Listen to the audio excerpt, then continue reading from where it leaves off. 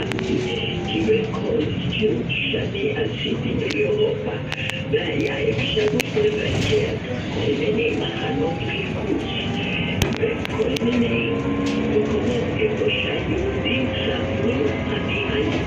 חפרת לבקר במקומות האלה?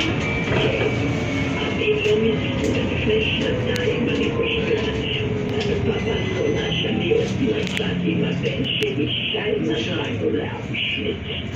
תגידי, אני הייתי בפולין, הייתי במיידנק, ואיפה שהיה הייתי ורשה כמובן, אבל נסענו לפולין ליומיים, ועשינו את ההליכה מאושוויץ. את הזכרת את שי וניבה עם ההורים של עומר, ושוב אני מזכירה, נחטף 505 ימים בידי חמאס. ומה זה היה בשבילך ברגע שאת שומעת? עומר, התשואה השנייה שאני עוברת.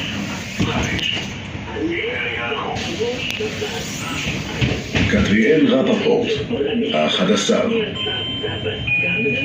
התחנה הבאה, קטריאל רפפורט, חנה ומיכאל לוין. גם אם אתם חיילים, אזרחים ותיקים, או שיש לכם חופשי חופשי, חייבים לתקף את הרב-קו במכשיר התיקוף ונמנעים מקנס כספי גבוה. מלחמה או מחלה או כל דבר הלא ידוע גרחה לנו את עצבים והפחד. לי היה פחד נורא. אני חושבת שאף פעם אני לא טיפה שמפחדת במיוחד. אבל שילו, הוא היה שמה, אני הייתי דוקה לטלוויזיה כאילו כל פעם אולי אני אשמע משהו, אבל לא שמעתי כלום. עד שראיתי אותו היה נאמר לכל המשפחה.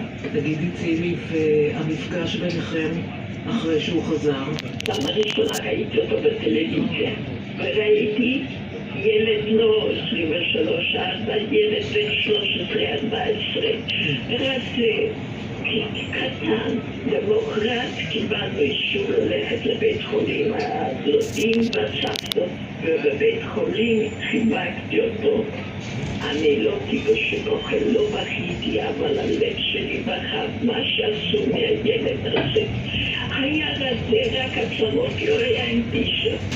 רק עצמות הוא היה, עצמות יוצאים מהפיש. אבל מה כן, כשראיתי שהוא מחייך, אמרתי ברוך השם, ילד או בן אדם שיודע לחייך, הוא ישתקם. תגידי, אני רוצה לשאול אותך לסיום, אחרי הסיפור שלך הכל כך מרגש, יש איזה סגירת מעגל, בעצם עומר ואת, סבתא צילי, מדברים על מה שעבר עליו ועל מה שעבר עלייך, כתינוקת, כנערה, כבחורה יותר מבוגרת. בטח שדיברנו, נפגשנו כמה פעמים, והוא סיפר לנו על סיפור העצוב שלו, ומרגש שאני זכיתי לשמוע אותו כמה פעמים.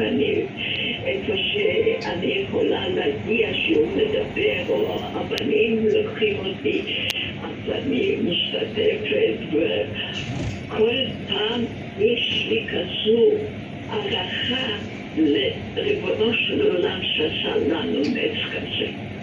אני מאחלת לך עוד הרבה שנים טובות ובריאות, ושתזכי לראות את עומר מתחת לחופה בארץ ישראל.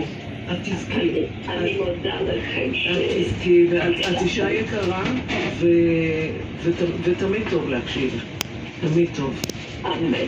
ונקווה שיהיה קצת שקט, ויתנו לנו ליהנות מהמדינה שלנו.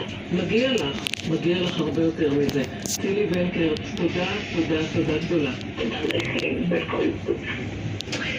אישה אמיצה, 84.5, ככה אני מבקשת להגדיר את גילה. צילי ונקר, סבתא של עומר, קטריאל רפפורט, חנה ומיכאל לוין.